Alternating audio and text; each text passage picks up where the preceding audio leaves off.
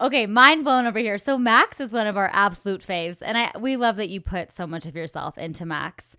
We were so sad, when she wasn't getting the love from Mang that she did before. So we were wondering, was there originally a moment or a scene that showed more of why Mang split up?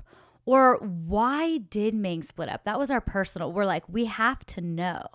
So we wanted it to be really reflective of high school. And I think like in high school, like you just hurt each other's feelings unintentionally a lot of the time.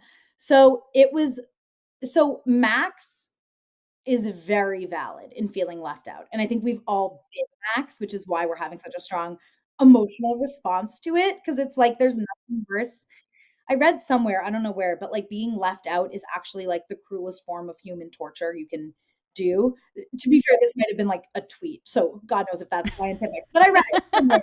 So someone said it, but it hurts to be left out. I mean, it just hurts. We're all just blobs of glue or goo at the end of the day. So for Max, I understand why she's so upset, and I understand why the audience is so upset watching her.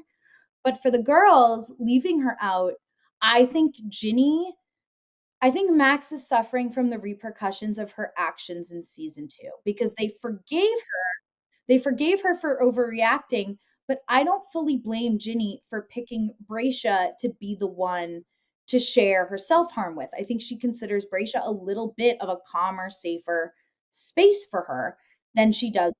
I don't think that means she doesn't love Maxine, but I think it makes sense to me.